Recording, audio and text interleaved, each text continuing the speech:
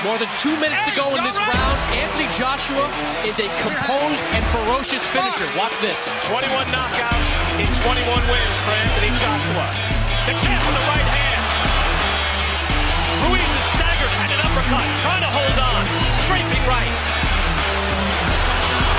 Ruiz comes to fire back, and Joshua's hurt. Oh, the first one goes down. Andy Ruiz caught him with a sharp left hook. Joshua's hurt. To evade. Down goes Young on a thunderous left hook. And that is the vaulting power that we're talking about. Nonito Donaire at this weight class, 118 pounds. Everybody better watch out. Who the fuck is he talking about? Oh, great shot from Fury. Terrific right hand. Oh, and down he goes. Right hand, left hand. And I don't think he's going to get up. I think it's all over. I think it's over. Is he going to get up? Can he get up? Can he get up? He does. Oh my goodness. Somehow Fury has managed to get up. Contract's been signed for February 22nd. Agree, or you will have a lawsuit on your head. You little maggot! Another 1-2. Look at Mayorga.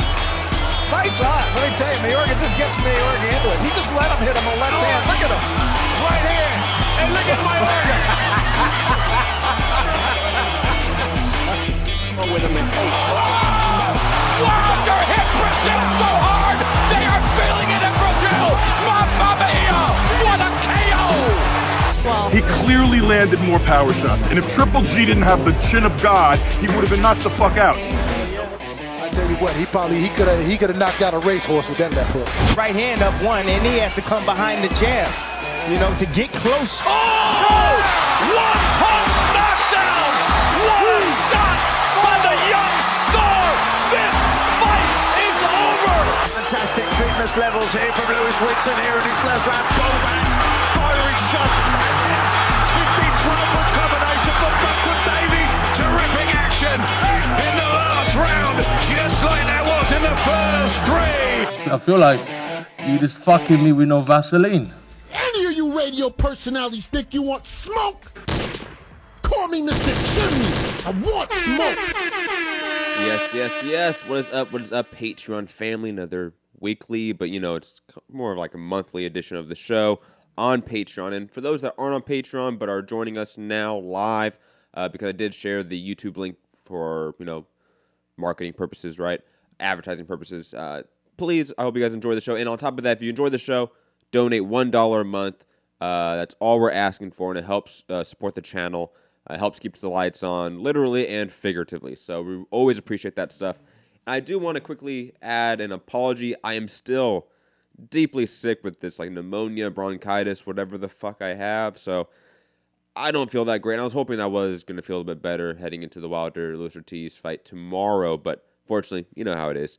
And digressing, of course, I'm Matt the Hipster Hunter. If you guys are watching this, I assume you guys know who I am because it's mainly a Patreon show, even those that may find it via the free access that I put out there on Twitter and YouTube. I doubt you don't know who I am, let's be honest. You guys found it through us. But anyways, digressing. Also, sort of housekeeping news. Tomorrow, 1 p.m., Cole James Cash of Ghetto News Network is going to be joining me live on YouTube.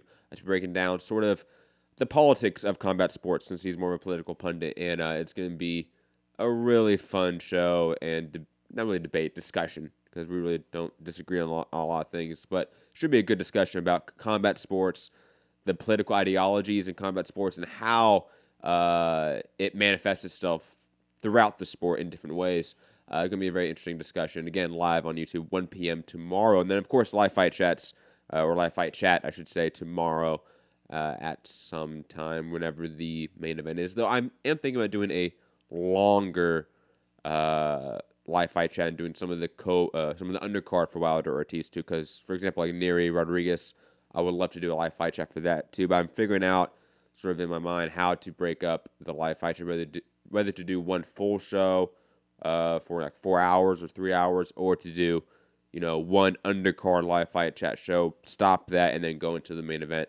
I haven't figured that out yet. If you guys, prefer a way, of course, let me know in the live chat, comment section, all that fun stuff. Always want to hear your guys' opinions about really what sort of content you want to see and how it's formatted, of course. Especially since, Patreon supporters. I value your insight and opinion more than anyone else out there, let's be honest. But digressing, there's so much to get to today, and I don't feel good. But digressing, we have so much to get to. Mayweather coming back, sort of, maybe, I don't know. We're going to get to that. Wilder, Ortiz to purse information and rumored guaranteed amount via Kevin Iole and John Nash, a bloody elbow. Definitely, that's going to be a topic that's going to be clipped out. I know a lot of AJ and Wilder fans are going to debate about the purse information. I just really don't care about that. Plus, a lot of fight announcements. Like, we have a lot of topics to get to. A lot of them are just basically fights that have been announced that we have talked about in the past, but are now pretty much official. So we're going to be breaking down a lot of stuff. And, of course, as the title suggests, I am going to talk about why I'm no longer at Sherdog.com in any capacity moving forward. Though I'm going to save that for the end of the show and make you guys want to, those that want the tea, you guys have to wait for all of that at the very end after all the news and substance of the program. And speaking of substance, let's get right to Floyd Mayweather. Floyd Mayweather posted on Instagram coming out of retirement, and then he had a post with Dana White when they were at a basketball game saying, Dana White and I are working together to bring the world another spectacular event in 2020. Of course, Dana White, shared it, and of course the UFC shared it, and then now we have nothing but Mayweather headlines in the news cycle for combat sports, and honestly just sports overall. It's Floyd Mayweather. He's one of the biggest sports stars of the last generation, honestly. Like, he just is. Whether or not he is a despicable human being, he's still one of the biggest sports figures in the world. Like, that's just a fact, unfortunately. And, I'm of several minds of this, and I really want to quickly get through this topic because I don't think there is a lot here yet. But here is what this could mean, or the list of things it could mean. Obviously, for those who don't know, Zuffa boxing is what the UFC and Dana White have been banning about as their new venture. Zuffa LLC is the overarching corporation that bought the UFC back in 2000, 2001. And then obviously Zuffa was bought out by WME, a.k.a. William Morris Endeavor.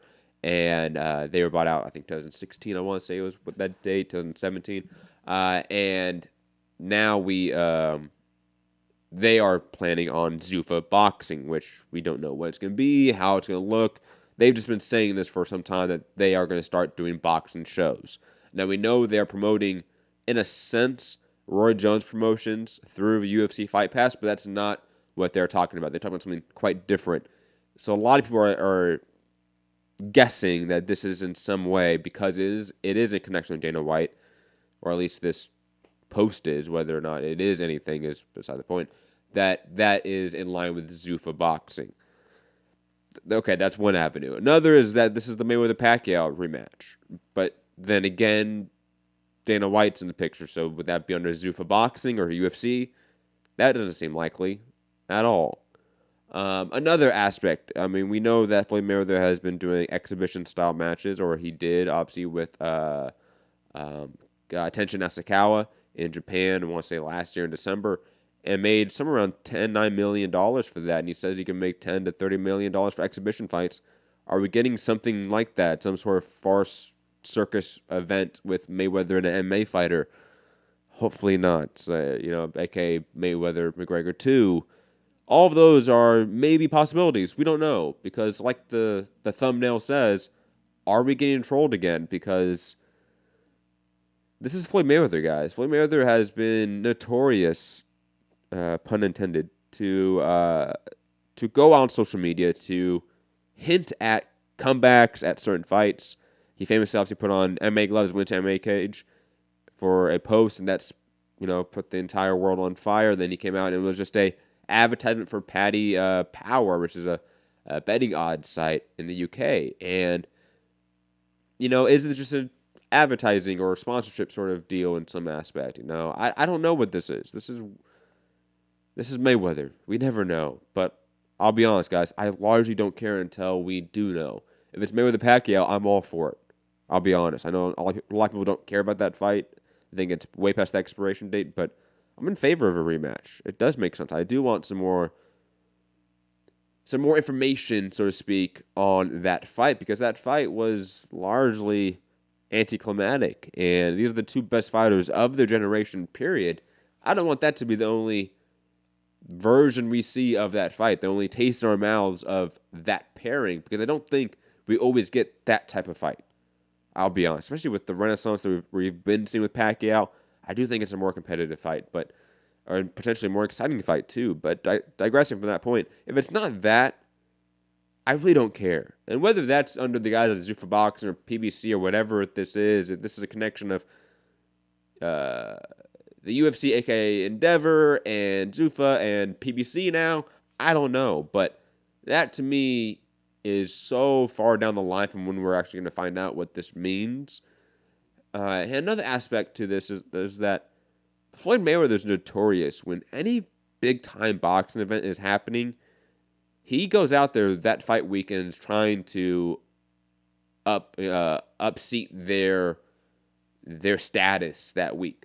Whether it's a Wilder fight week, which he does quite often, whether it's AJ, whether it's Pacquiao, Thurman, whatever it is, like he has notoriously been out there on fight weeks for big fights, Canelo Triple G, for example, and tried to play spoiler just by being in the news cycle.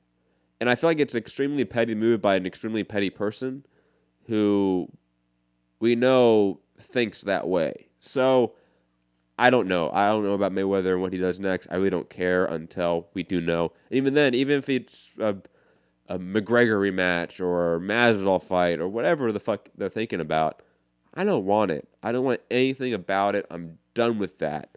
If it's Mayweather Pacquiao 2 in any sort of iteration, I'm interested. Please. I'm okay with the rip-off of $100 pay-per-views. Like, that is a meaningful fight for the legacy of the sport in a way. Like, when we think about the all-time best rivalries and the all-time greatest fighting each other, when we get to this generation, this last generation of the last 20 years, we talk about Mayweather Pacquiao, it's not going to be with the greatest light, the greatest framing, because of that actual fight and the way it went down, when it went down, so past the expiration date. But now it seems like this rematch could somehow redeem itself in some weird way. So I'm all in favor of that, to be quite honest. Moving on, Wilder, Ortiz, numbers in terms of purse information.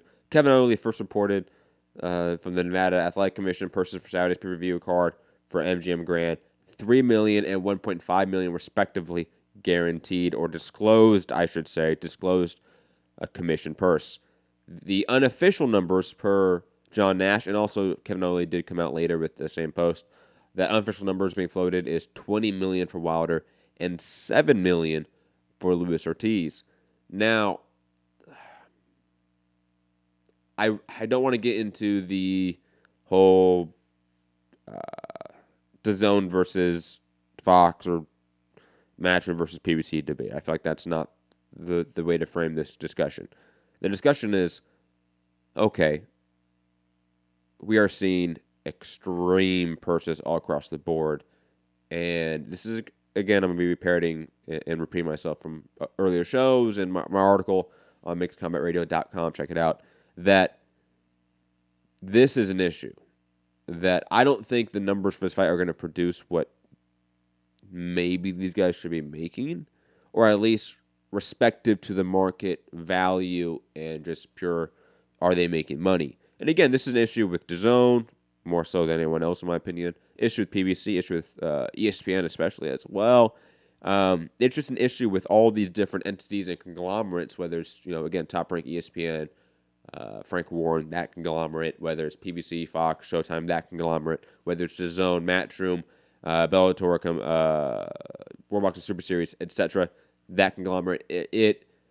We are seeing these massive payouts, and some of it's disclosed, some of it's not.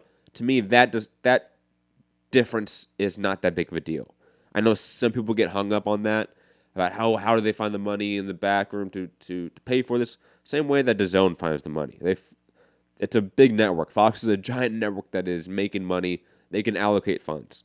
It's not an issue, right? But can they do that moving forward if the numbers are not there? Now, I'm not saying the numbers are not there for Wilder or Ortiz. I think most people are not predicting the numbers to be there for this level of fight. I think we're going to get into it later. They're hoping that Wilder Fury does over 1 million pay-per-view buys, and therefore Wilder can get paid around $40 million total for that fight.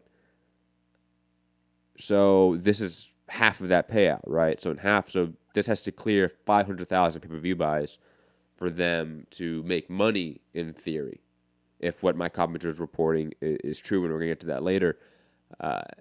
That to me is the issue. Long term, can networks sustain that, and do they want to? Not that necessarily can they.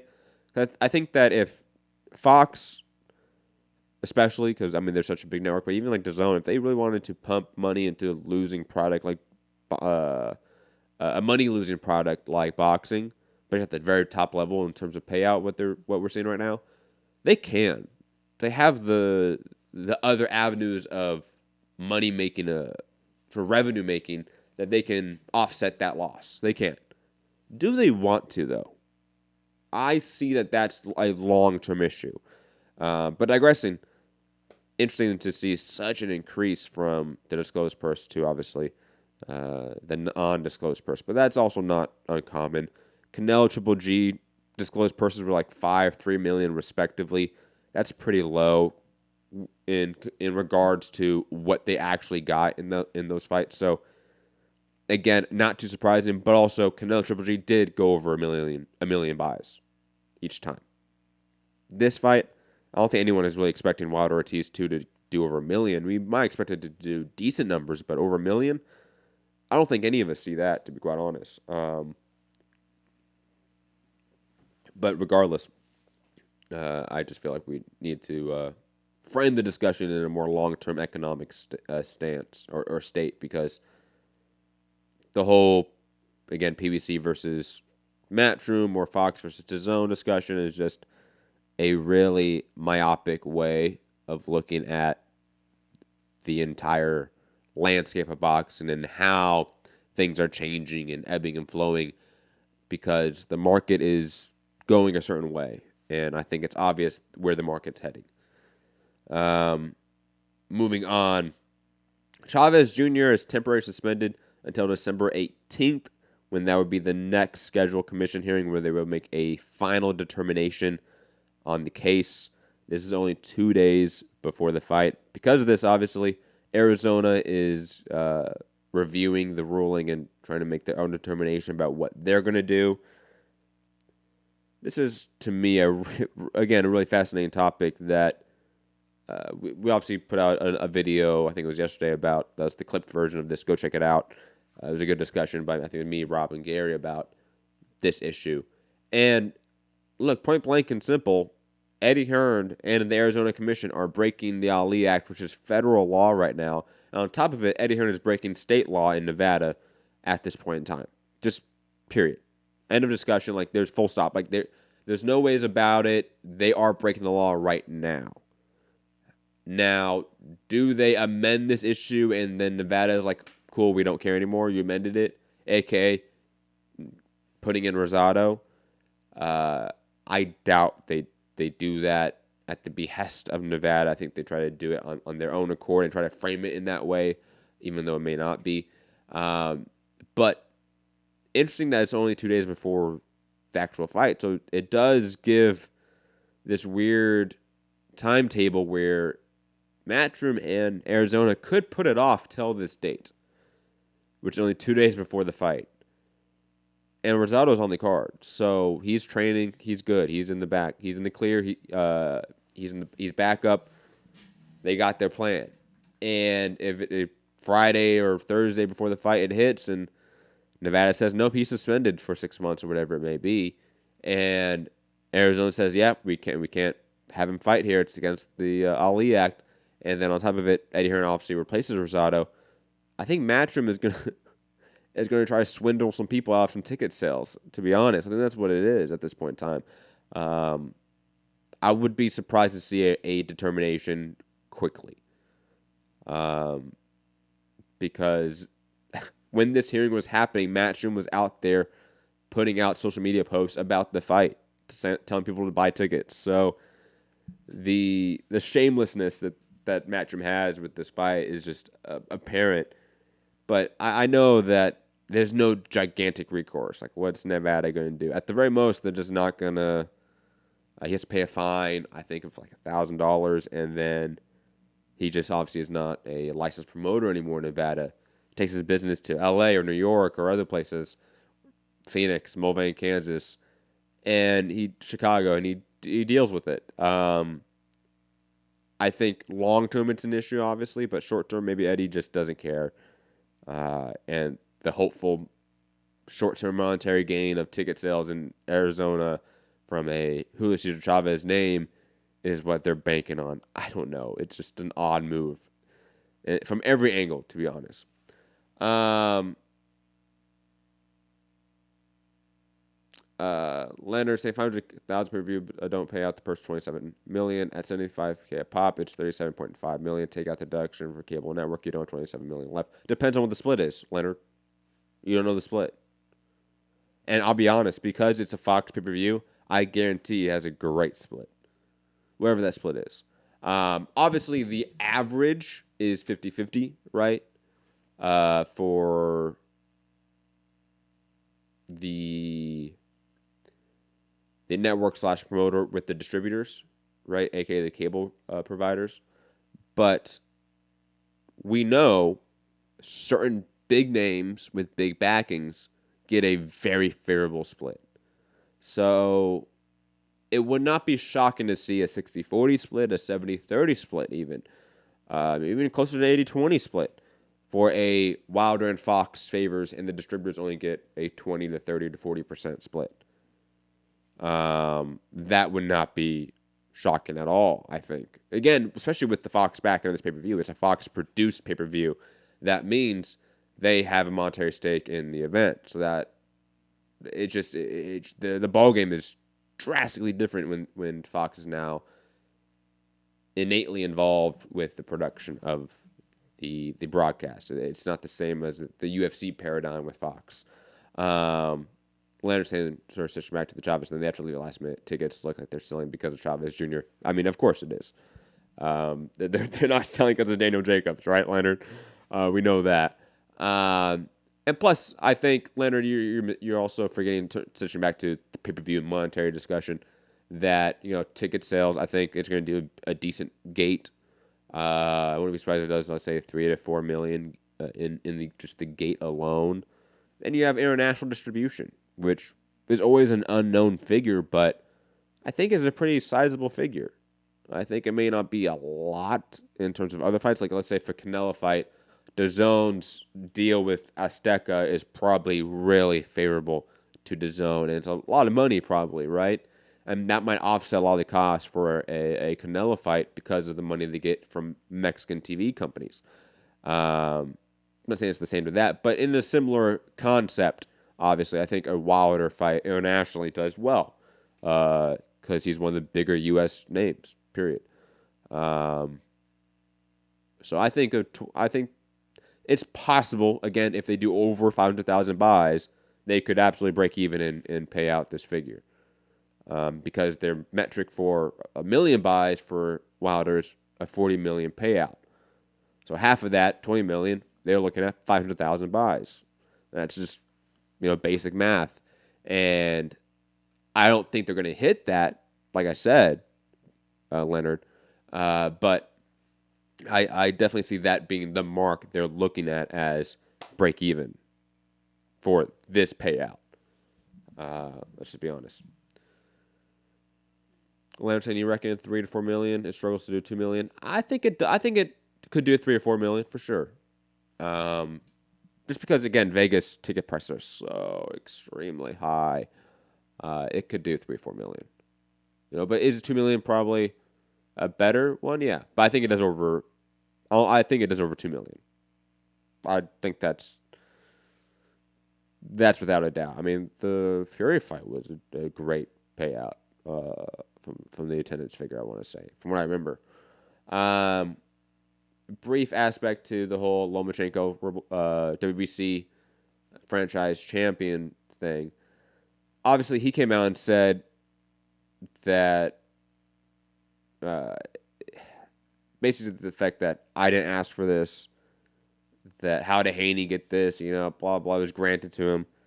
Haney came back and said, and you gave me the belt. Why? I never asked for the belt. I asked for the fight. And technically, you didn't give me the belt because you never asked to be elevated, right? Question mark, question mark, question mark.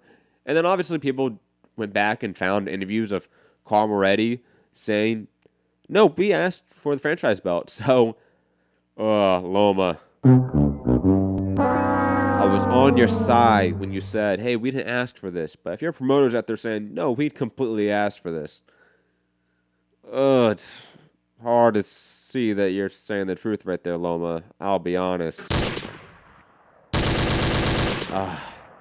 Anyways, now I have to be a Devin Haney supporter, and because you're lying, Loma. It's just sad. But moving on, because I really don't care too much about a fight that's not going to happen anytime soon. WBC has unveiled a new program per Lance Pugmire. WBC told me he's unveiling a new pilot program of hiring 5 judges to provide unofficial scorecards on WBC-sanctioned bouts in an effort to improve scoring. Suman said he will start using 5 judges turning in official scorecards later this year outside the United States. We are, quote, we are announcing the launch of a live evaluation of 5 officials scoring the bout in live and remote locations to assist, end quote, to assist in the evaluation of judges' grades that will be used to ensure the highest scoring judges land the most important fights. Suleiman said the 5 unofficial scorecards could potentially be broadcast by interested networks to help with fan interaction. As for the use of the 5 official judges, Suleiman says, the more qualified judges, the less room for mistakes that taint the sport. Quote, the least we can do is try, end quote, to improve scoring. Quote, what we intend is for everyone in the industry to benefit from, end quote. WBC already done the 5 unofficial judges scoring for 1 year and kept data logged in-house. Overall, I'm not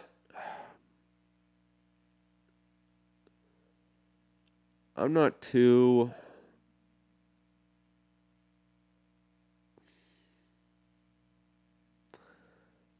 upset by this. I mean, I know some people are like freaking out by this move. I will say this. I don't like the sanctioning bodies ever being involved with the regulation. Period. Point blank, end of story. Like, I just do not like sanctioning bodies, promoters, or anyone of that ilk, networks, being involved in the regulation of the sport. It should be third party. It should be government regulated. That's just always my thought process. That's my opinion.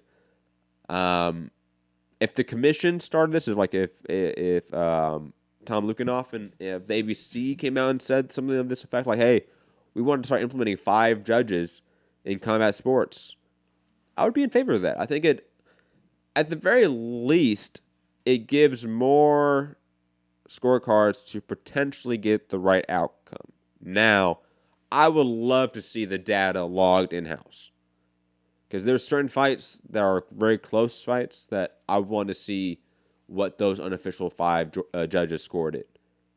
And if the 5 judges got, because it's 5, just because of the majority, it's just more, you have 2 more judges there, we found the better outcome more often. I want to see that data. And until then, it's hard to say if this is a good policy or not. I think at most, it's just a neutral policy. It doesn't benefit the sport, it doesn't hurt the sport, because judging isn't, in my opinion, a numbers issue per se. It's an education issue. I think most of the judges are not really educated on the scoring criteria and how to score a fight. I think a lot of judges get here because of nepotism, to be honest. And I don't want the sanctioning bodies involved with this sort of issue where we have the literal president of the WBC is a president because of nepotism. So my concern about judging uneducated and largely filled with people that got there because of nepotism is also criticism of the people or the sanctioning body that's starting this program. So again, I'm skeptical of really how much it's going to change, but I'm not against it. I think, like, why not try it? I will say this. I would love to see, again, the regulatory bodies take a hold of this deal and sort of spearhead this movement more so, to be honest. I understand they have a concert at the Wild Ortiz weigh-in. Yeah, I think they did, right? I don't know. I don't care. Danny Garcia is set to return on January 25th per Ryan Burton.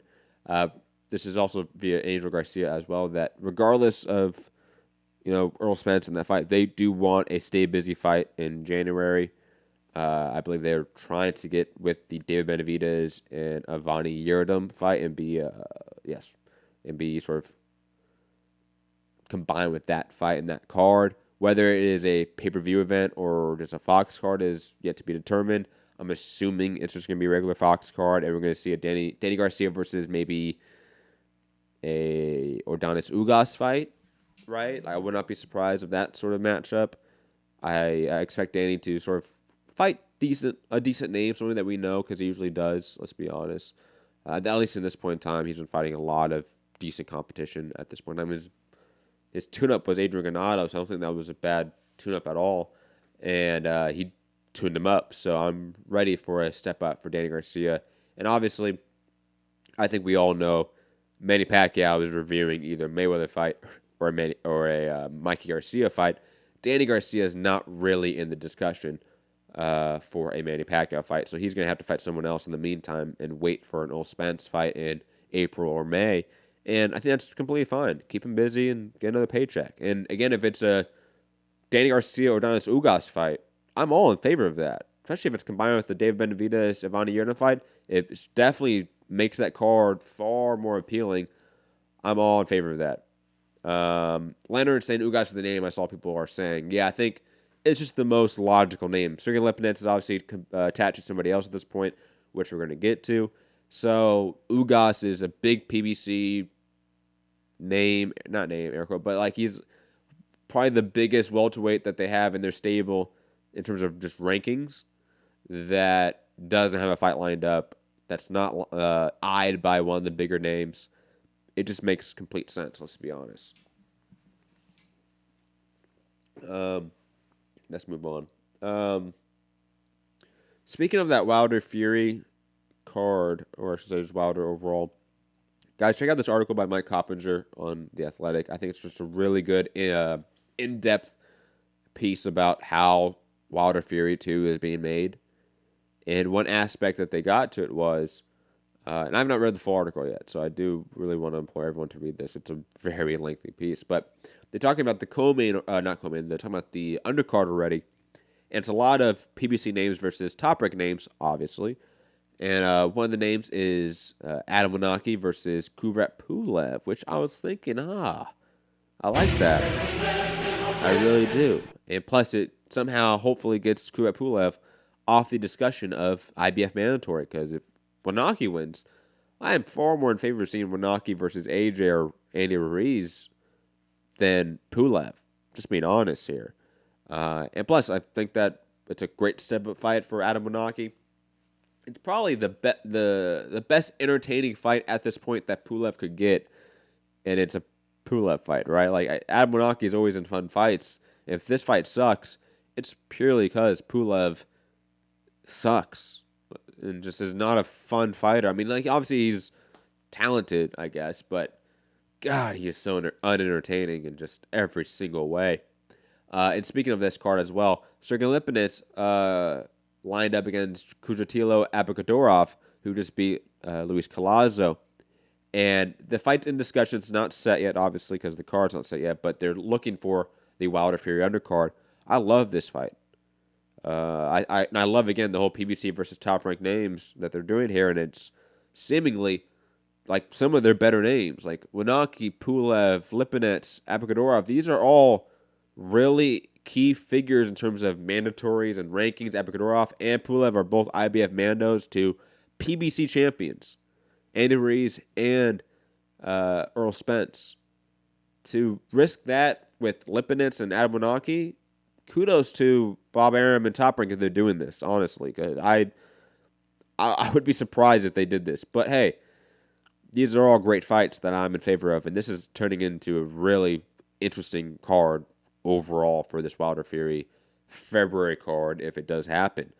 Definitely let me know, guys. Leonard in the chat. I know you're a hardcore name or a hardcore fan, so you know all these hardcore names. Let me know like your thoughts on like a Limpinets Epicadora fight. I'm really interested in that matchup, and plus, again, thoughts on the gambling of these IBF Mandos. It just seems really risky. Leonard saying, isn't there saying that it could happen if Reed Jr. wins and vacates? Renaki is next in line to fight IBF mandatory Pulev. I think there was some talk about that, but I don't know if they're talking about that's what we're going to do, because obviously you have the WBO and IBF mandatory up around the same time. I think post Reed's Joshua, I don't know. It's like so much of the heavyweight picture in terms of what belt gets vacated, because it's either going to be the WBO or the IBF. It just looks that way. But the WBO has been saying, like, no, you can go fight the IBF. I don't think we're going to get a Benaki Pulev vacant title fight. I'll be honest, Leonard. I think I've seen some talk about that, but I don't think it's really official in any capacity. Moving on, fights that have sort of been finalized and official now from fights we've talked about in the past in terms of rumors, negotiations, talks. Jose Ramirez, Victor Postal is announced and finalized February 1st. And I want to make a correction on an earlier video when I said Beterbiev and Fanlong Mang were going to be on this card. No, they're not. I believe it was Mang was injured or Beterbiev was injured. One of them was injured. And so that's why that fight's no longer on this card. But we're getting Ramirez and Postal in China, which I don't understand. It makes no sense to me. Moving on, Lance Pugmire saying, told by Richard Schaefer that Filipino Flash, a.k.a. Nonito Donaire, wants to fight the winner of Luis Neri Obali, or would be interested in moving up to fight Leo Santa Cruz, which I gotta say, no, not that one. Could also be a WBO title shot at bantamweight. Now, if he goes after the Neri Obali winner, props to you. Props to you. Highly curious about Nonito Donaire's desire to do that. Larry saying that's what it said in the article that you just showed. No, I'm saying in terms of no one's out there officially saying the IBF is planning to be stripped of the winner of Reed's Joshua. Like, that's never been really that's not really been a topic of conversation, I would say. It's always been the context, at least from what I remember, and officially from Eddie Hearn,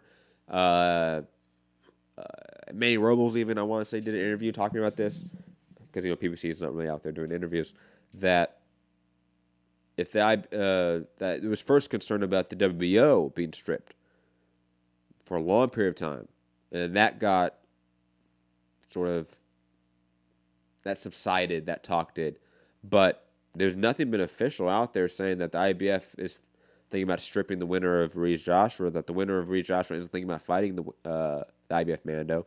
I don't think that's been really a topic of conversation by anyone that's official. I know the article mentioned that that's a possibility, but I don't think that's a real possibility that's been mentioned by anyone, again, officially. I think that distinction helps. Moving on, Martinez Rosales confirmed. Not, again, one of those fights that we've been talking about for a while. Not really surprised. Nothing really to go on here. Good fight. Can't wait to see it. Jaime Munguia, I think I talked about this before, but it is official now. Spike O'Sullivan, Saturday, January 11th at the Alamo Dome, which makes no sense to me. And because of this, and that fight's at 160, by the way, that November 30th, Carlos Adames and Patrick Teixeira, the winner would be elevated to the WBO championship. Shout out to that Top Rank connection there. Athletic says they expect Reeves Jr. to vacate the IBF. When did they say that? Was that in the Wilder Fury piece or another piece, Leonard? If you can, send me a link on Twitter or something like that, Leonard. Or whatever it may be. I'm curious. Or was like Mike Coppinger said that? I remember reading that. But hey, send me the link. And again, I'm waiting to see more official statements here from the IBF and the WBO. Because the WBO did come out and say, we're not going to call that mandatory. At least I believe they did. Again, I'm working off a fever, guys. Highly sick here. Francisco Salazar saying that I've been told that Maurice Hooker will likely stay and make another run at 140. He could return to the ring on the Jacobs Chavez card in Phoenix. Come on, Hooker. Just move up to 147. Be a better move overall. I guarantee it. Also, sort of stitching back to Devin Haney, per Lance Pugmire, he's most likely going to have shoulder surgery. He's going to be out to 4 to 6 weeks. So, March date for Javier Fortuna. They're going to try to keep that date because the shoulder injury is not going to be, or shoulder surgery. Leonard, the article I showed was a boxing scene article. I don't know which one you're talking about. You're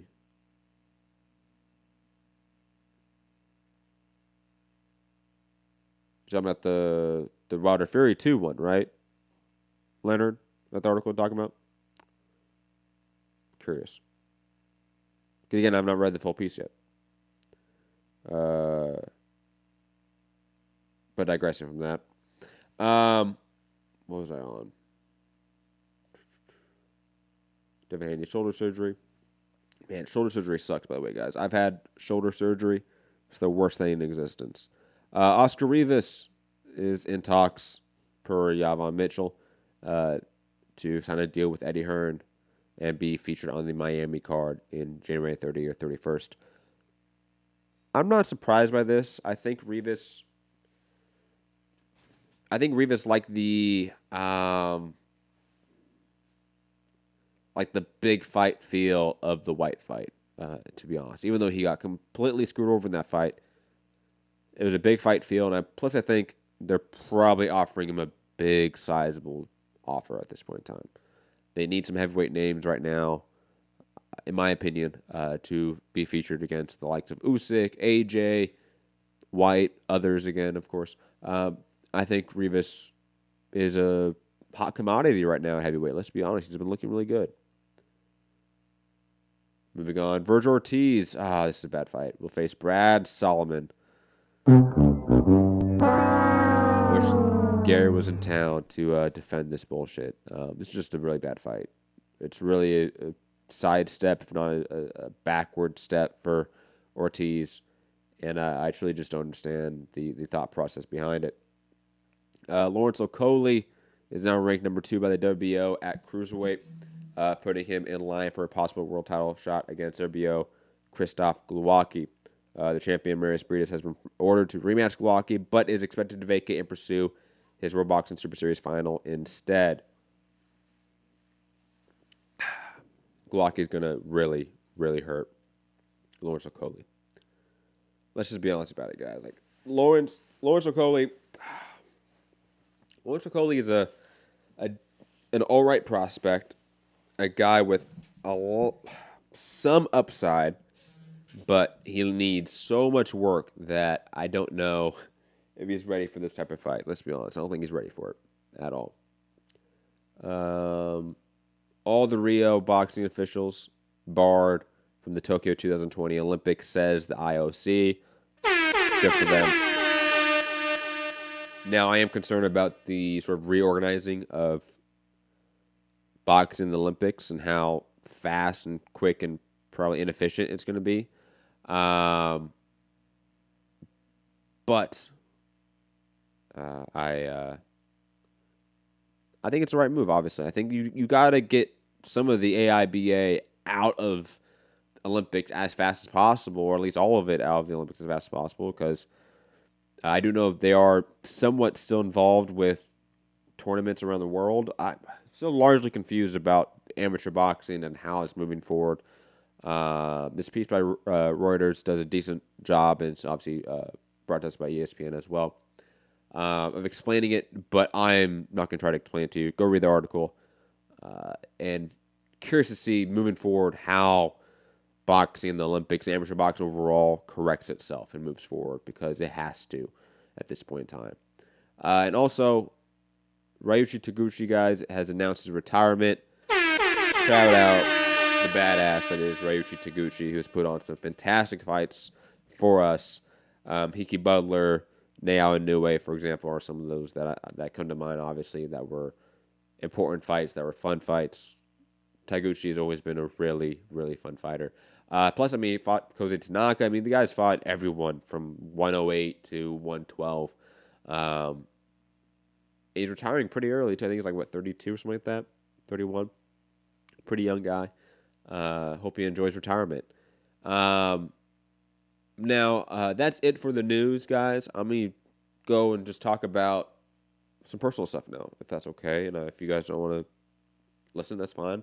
I want to talk about why I'm no longer at Sherdog.com and the events that led to me being, for lack of a better word, like fired from Sherdog. First off, to sort of set the table, it came to my attention, and before I get into anything, quickly, this is not in any way shots at Sherdog as a company, though I might take some, actually, I'll be honest, but not shots at Sherdog as a legacy, as an historic website for MMA content and coverage. This isn't in any way shots at the guys that I've worked with over there, that you guys know I've bigged up and I talk about consistently on the show as some of the better people to follow. I still respect and appreciate, and I'm friends with a lot of people over there. So I just want to make that very clear before I get into, for lack of a better word, my rant about why I'm no longer there. So, moving past that, because I just want to get that out of the way. This started because it came to my attention some time ago. I don't know when exactly. I don't have it off the top of my head. That Amy Kaplan, Fansided MMA, Fansided.com, the MMA section, was taking compensation from one championship for coverage. And it was brought to my attention by numerous people inside the MMA media industry. People that I won't name because I just won't do that. But a lot of people. A lot of prominent people. People at outlets that were not Sherdog. People that were at outlets that was Sherdog. To the point that it was a regular conversation piece amongst the metaphorical water cooler of MMA media events. Like, this was something that we all talked about. Not just Amy doing it, but anyone that was routinely covering one championship and traveling to Asia or Hawaii to cover their events. It was commonly talked about as, oh, we know what's happening there. And to the point where somebody, I won't name names, somebody that I trust and I value their insight and I believe is one of the better reporters in the game, came to me and said, yeah, Amy Kaplan told me directly that she takes compensation from one championship. And that she shouldn't, but hey, it is what it is. And when I heard that, I was like, oh, okay, that's cool. And fast forwarding a little bit, there was some interaction I had with Amy, I think online, that started this or something. And then it became Sherdog company policy, guys. Okay? Company policy. That if you worked for Fansided or worked with Amy in any way, that you could no longer be at Sherdog. That you had to contact the head editor if that was the case. There was issues that we were going to treat Fansided as a promotional outlet not a news outlet. It was company policy at that point. That's how widespread this information was and how common it was known. Okay, that wasn't me starting the policy. Because obviously I was just nobody there. I was a videographer for some LA events. Like, that's it. Okay. Like, I was literally no one there. Okay. This was, again, talked about frequently by everyone there. And it was, again, company policy that person and that company, we do not fuck with. That they are a promotional outlet now, not a news outlet. So that was a thing. That, some weeks progressed and not much happened. Most of us were under the us being people at Sherdog, people that I was in people outside of Sherdog as well that I was in regular communication with, talking about my interactions with Amy Kaplan and this issue and supporting me in these interactions and telling me to keep going. That most of us were under the assumption that she was part of the new Mixed Martial Arts Writers Association. And she isn't. So for a long period of time, I was sort of angling that, hey, look, we should be dealing with this. Also, I want to briefly mention that it's not just her. Obviously, Tom Taylor, I think is his name, from BJPenn.com. I don't really know his work in particular, but I know he's also been accused by the same people that have brought up accusations against Amy Kaplan. And a lot of other people have been accused in this as well. I'll be honest, I don't know them. I don't know their work. I don't follow them well enough. But there are definitely people outside that if you want more information about this, DM me, email me, mixedcommentradio@gmail.com, DM me, Matt Hunter, MCR, all platforms, social media. I will point you in the right direction for more information about this. But that was again, well-known, documented issue in this sport. I mean, not documented, but at least for us, we knew, and there was enough circumstantial evidence that we had that this was an issue and that we knew about it. And plus, a literal confession of compensation. Just a massive issue in the sport. Again, I think one that's prevalent enough that even guys like Trent Reinsmith, I think is his name, who now Bloody Elbow, is going to write a piece about it. I was talking to him about it. So that happened. And Amy Kaplan freaked out. She freaked out because she got caught. Being completely honest. She gave me 3 different reasons as to how she got funds for these trips to Asia and Hawaii. 3 conflicting reasons.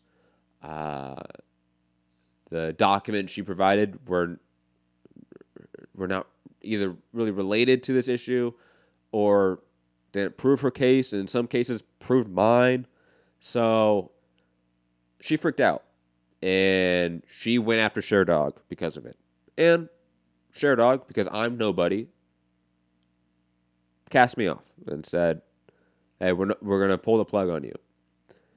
But I will say this, and this is where I might get a little bit petty here. I'll be honest. Because this bothers me. I've still, to this day, received any sort of official statement from Sherdog, Mike Fridley, anyone there, except for a good friend of mine who told me that he had a conversation with Mike Fridley about this and that he related to me, because that's what friends do, that I was no longer allowed at Sherdog. Mike Fridley never emailed me. Mike Fridley never texted me. Never called me. Never did anything. Okay? I have an issue with that. Especially when it was your company policy, Mike. You were the one that came out and said, hey, if you work with Amy Kaplan, if you work with Fansided, please contact me. We have issues here. You said that for all of Sherdog to see. Okay? And then when that actual policy is acted out in real life, and the person we were talking about being a promotional outlet is freaking out about it, you don't have either the courage or you don't feel like the responsibility to protect somebody that is, in a sense, working for your outlet. Okay, I know I never got paid once for Sherdog. I asked, and I was never, payment was never accepted, or not accepted. Payment was never given. I asked, and they never really responded in any great detail, to be honest. Again, Mike Fridley, not really the best communicator. And I like your work, Mike. I like your opinions. I like what you've done for the sport overall. I like the legacy you have built at Sherdog. I just think this was bad. This is not ethical media, in my opinion. And I know I'm new to the game. Far more new than a lot of you guys out there that might be even listening to this.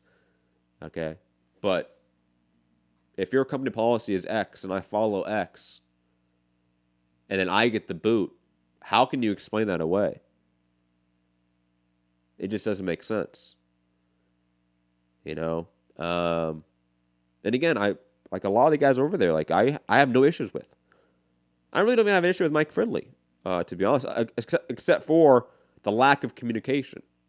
If Mike Fridley came to me and talked to me like a man and said, "Hey, sorry, but you brought too much heat on us. We gotta kick you out," I understand completely. I started the shitstorm fully aware I was starting a shitstorm. Okay, but for weeks, you and others, either at Sherdog or outside of Sherdog, were saying, "No, this is fine. We have no issues here. We're all laughing. We're all having a good time. Matt, this is a good one." And then when it got a little bit too far, when she started muting and blocking all you guys, then it was, "Oh no, now I have to get the boot." And I just see how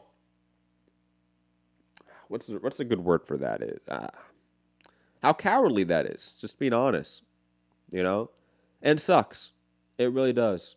Because I thought I was doing good work at Sherdog. I mean, if you look at their YouTube page, like 3 or 4 of the top 10 videos they have and most viewed videos they have are from me. And I've only done 3 or 4 events for them in the last year. You know, and I thought, you know, I could do a lot to help to their Sherdog Radio Network. You know, they got TJ DeSantis back, and again, legend there. But he's a radio guy. He's not a video guy. And things have moved on. Time has moved on. But hey, you know, respect to all of you guys over there at Sherdog.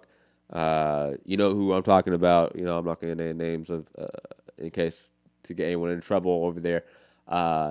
You guys know who's the real ones. Who's not, y'all know who the fake asses are. Who the fake ass bitches are. Y'all know. Okay? And it's just... Again, it's the game. It's the game that's played, and it's frustrating, to be honest. Just want to get that rant out there. But hey, I will obviously be back in some fashion. I think in MMA. I don't have anything on the table yet, but I have some ideas in my head about how to come back into the MMA world, so to speak, in a more of a, what's the right word? The more of a established presence like a Sherdog.com. Let me come back because that put a sour taste in my mouth how that ended. And I got a lot of positive feedback from Sherdog themselves about that whole situation, except that when heat came back at Sherdog, they couldn't handle the heat. It happens. What else do I want to talk about? Santi, press 1 if you want to get in the queue. I didn't see you there, so if you want to press 1, get in the queue. Talk Mayweather, WBC, Wilder Fury, whatever. Santi, let me know. Talk about Sherdog. Hey, whatever it may be. Santi saying, "I know whatever ideas may be, you always come with a plan when the pieces fall right." Yeah, that's true. That's true, Santi. And plus, you know me. I'm always okay with fucking up the game board and causing a clusterfuck. You know me, guys. Like, I'm the same person that when I was brought back to TBV, I left. You know, I was fired. I was begged to come back. I came back. And then I left again on my own volition. Why? 'Cause I didn't like it. No, fuck up the board. No, this isn't what's good anymore. I just... it didn't feel right to me that I kept quiet for so long about what happened to Sherdog. It just bothered me. You guys know me. I'm outspoken. Like, I'm one of those that I wear my heart on my sleeve. Like, I'm going to be honest and emotional about what's happening, and this bothered me. It really did. And, the lack of, people having my back, that bugged me, especially when a lot of people were out there saying, keep going, keep going. People from, like, ESPN, people from major outlets were saying, hey, you're right. Keep pressuring these air quote media outlets. And I was the one to get the axe. But it happens. It happens. Santiago's press one. Let's go out to Santiago. Hear what he wants to talk about and debate. Santiago, what's up? Not much. Just happy Blackhawks finally working. I know, man. It's been a while. Oh, God, man. That was like 4 shows running now. Hey, but you know what? First and foremost, for everybody that's like even making a big deal about that fucking line, Mayweather's coming back 2020. At this point, that guy's just trying to get fucking attention. And if you don't know, and if you really think that he's gonna do something, you're posting all these different things, like the haters being like, what fans think, what's really gonna happen, yada yada. It's like, don't even give that any credence at this point. He's gonna do something.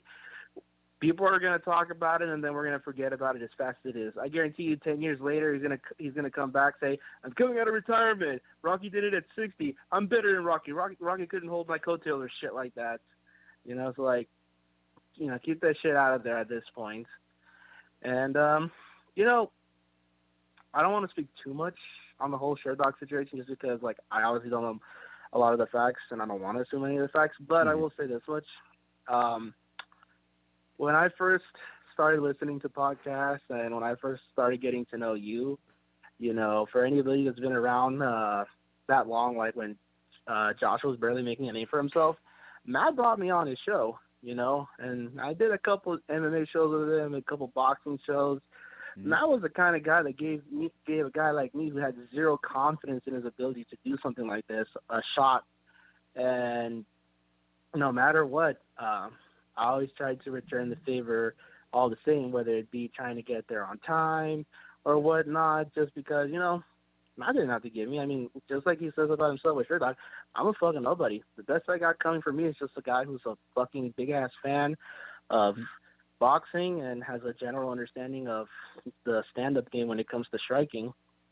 So, Matt, buddy, you already know that for whatever it's all worth, I'll always got your back in whatever it is, even if I may not know what the fuck's going on, because never will I ever think that you could find yourself to the point where you'll sell out, even as a joke.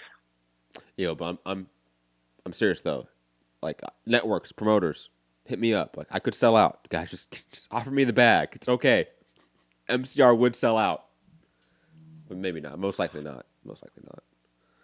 Too much self-pride. Yeah, man, and honestly, dude, you're like a throwback to like what it was like when you actually had people trying to figure this shit out, like when the Washington Post was trying to fucking post the actual information about the fucking Vietnam War and shit, man. You go all the way back, and you gotta love the integrity that you try to keep for yourself, regardless of other people's opinions, and you definitely never let that shit stand as like a speaking form either. If they're gonna say something, you better be ready to back that shit up. There's a reason why whenever there's a historical thing coming up, you'll usually ask me something about it. Yeah, that is true. That's true, Santi. But off that, because shit happens. And it's if I got paid by Sherdog and it was like a big job, I would be upset. But I never got paid by Sherdog. It was something I just did because it was fun. I like covering MMA. I hope that it would open up doors for me in other places. And maybe it will. Maybe it will. And maybe it did do that. And those doors have yet to be opened. But digressing. Any other thoughts on maybe any of the fights got announced? What other fights that were really good? Like something like the Lipinets-Abakadorov fight. That's a little bit of a hardcore hipster fight. Thoughts on that one? Wanaki-Pulev. I'm liking that undercard for Wilder Fury, I'll be honest. Yeah, the undercard was surprisingly good thus far. And I'm gonna go catch that at the AMC in Burbank because for whatever reason, that's like the closest one that's actually showing it by my house. So that's the drive right there. That's but Burbank, bro. It's gonna be fun. And you know what? I gotta love the fact that a lot of the pay-per-views lately have been in theaters, man. Because I've only ever had to pay for the full pay-per-view price for 2 fights. Both of them were your fault, good and bad peer pressure, respectively. You know which ones I'm talking about too. That is true. That is true. Thoughts on the WBC 5 judges policy that they're going to try to implement? You know, I imagine that that's a lot to do with like what was happening with the World Boxing Super Series, and I could imagine they're trying to just like do away with draws altogether. I don't know if that's the right approach for it, if I'm being honest with you, because I mean, I don't think it was actually used at all in the entire time that they've been doing the World Boxing Super Series. It wasn't. I could be wrong about that. You'll have to. It was. I don't think it was. I don't think it was.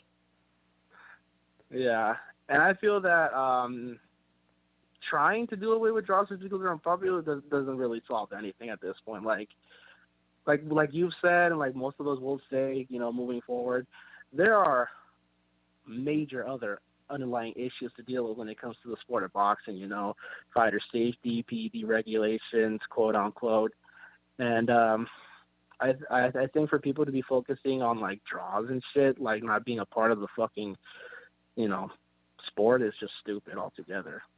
I mean, what do you think? I do feel like the attempt to get rid of draws in boxing does seem like a pointless endeavor in a way. Like I don't have an issue with a draw if it's deserved.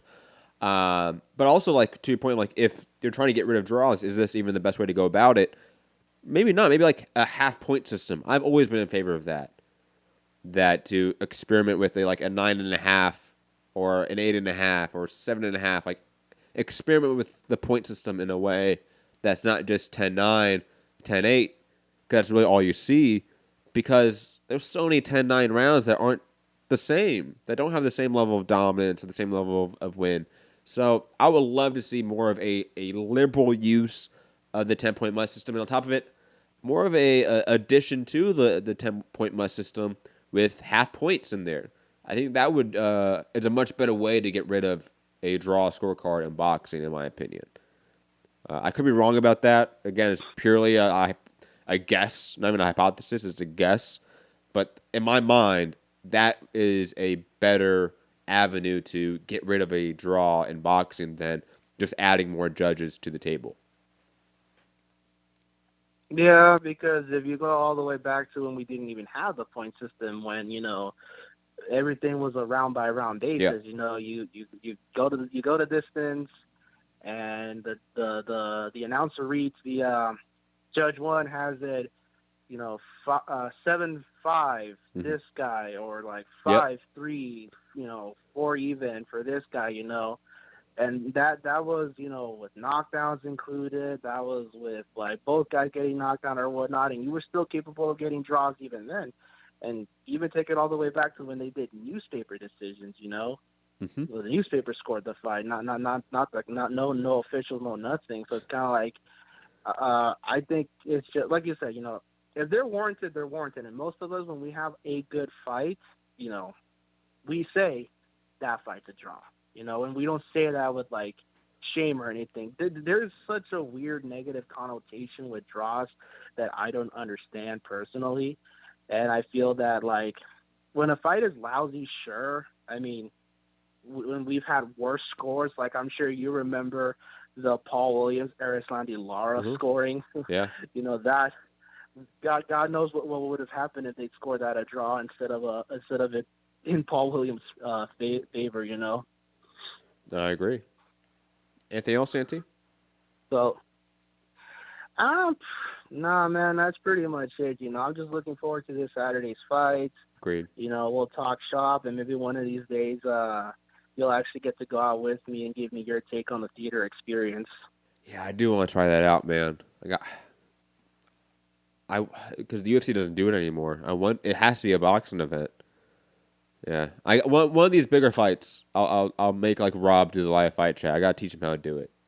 That's the thing. We've been talking about that because Rob was like, so you're gonna boycott Andy Ruiz, Anthony Joshua because it's in Saudi Arabia. I'm like, I would totally boycott that fight if Rob, you knew how to do a live fight chat, and he just laughed at me.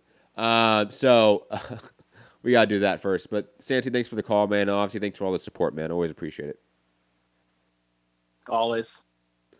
Guys, that's gonna be it for the show. Again, I've been a little bit under the weather with like some bronchitis shit, and I got 2 shows planned tomorrow, so I want to save up the vocal cords for that shit.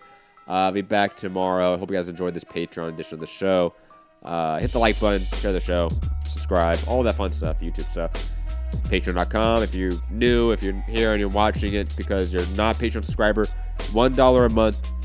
It's all it takes to support the channel in a financial way, and it literally keeps the lights on. So we always appreciate any sort of support that you guys can give. Have a great day, great night. Be back tomorrow again with Cole James Cash of Ghetto News Network to talk about race and politics in combat sports, and talk a little bit about Wilder Ortiz too as well. And also KSI Logan Paul, since he wants to talk about that and shit on it, we're going to shit on it, obviously, because you know me. I can always shit on that fight. And plus, obviously, Wilder Ortiz to live fight chat tomorrow. Maybe a Smith Ryder post-fight special with Rob as well. So keep an eye out for that. Have a great day, great night, wherever you are. Peace.